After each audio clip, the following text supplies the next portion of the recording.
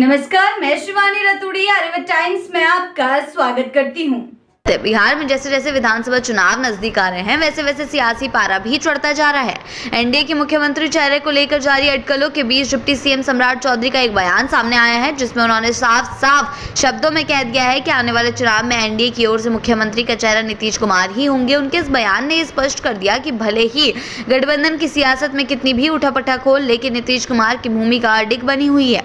अपने बयान में सम्राट चौधरी ने नीतीश कुमार की राजनीतिक यात्रा और योगदान को याद करते हुए कहा कि वर्ष 2000 में जब जेडीयू के पास सिर्फ 34 विधायक थे, तब भी नीतीश कुमार ही मुख्यमंत्री बने थे, और 2020 में जब पार्टी के पास 43 विधायक थे, तब भी उन्होंने ही सरकार की भागदौड़ संभाली। इसी सिलसिले को आगे बढ़ाते हुए उन्होंने कहा कि आगे भी नीतीश कुमार ही मुख्यमंत्री रहेंगे। ये बयान उस समय आया जब बीजेपी के सीएम फेस को लेकर लगातार चर्चाएं गर्म है और विपक्ष इस मुद्दे को उछालने में कोई कसर नहीं छोड़ रहा है। डिप्टी सीएम के इस मौके पर नीतीश कुमार को बिहार की धरोहर बताते हुए उनके शासनकाल की उपलब्धियों का जिक्र किया। उन्होंने कहा कि जब वे विपक्ष के नेता थे, तब भी उन्होंने नीतीश कुमार को ही बिहार का एसेट माना था, और आज सत्ता के होने के बाद भी भावना उनके मन में है।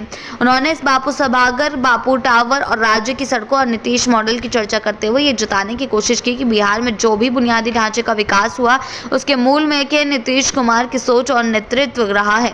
विपक्ष के नेता तेजस्वी यादव के उस बयान पर भी सम्राट चौधरी ने पलटवार किया, जिसमें उन्होंने नीतीश कुमार को बोझ बताया था। सम्राट चौधरी ने कहा कि जो भी विपक्ष में होता है उसे सीएम और पीएम बोझ लगते हैं। आज राहुल गांधी को नरेंद्र मोदी बोझ लग रहे हैं, कल तेजस्वी यादव को नीतीश कुमार बोझ लग रहे हैं। वजह साफ है, ये लोग सत्ता से बाहर हैं और उन्हें सत्ता की साझेदारी चाहिए, इसलिए उन्हें सभी लोग बोझ ही लगते हैं।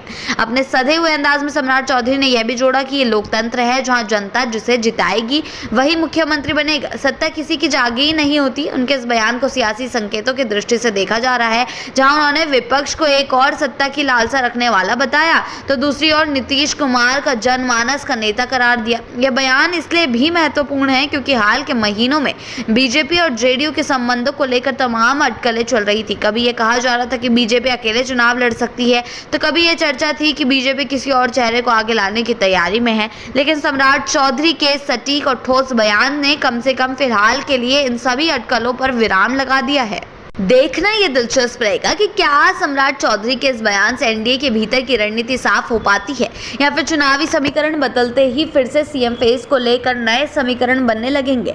फिलहाल इतना तय है कि बिहार की राजनीति में नीतीश कुमार अब भी एक बड़ा नाम है और बड़ा चेहरा बने हुए हैं, और यही बात एनडीए दोहराना चाह रही है कि बिहार की राजनीति में एनडीए का बड़ा चेहरा सिर्फ नीतीश कुमार ही रहे हैं और आगे चलकर भी वही रहेंगे, चाहे कुछ भी हो, चाहे कोई बयानबाजियां सामने आए, चाहे कितनी भी अटकलें सामने आए। फिलहाल सम्राट चौधरी के इस बयान से ये रुख साफ होता दिख रहा है।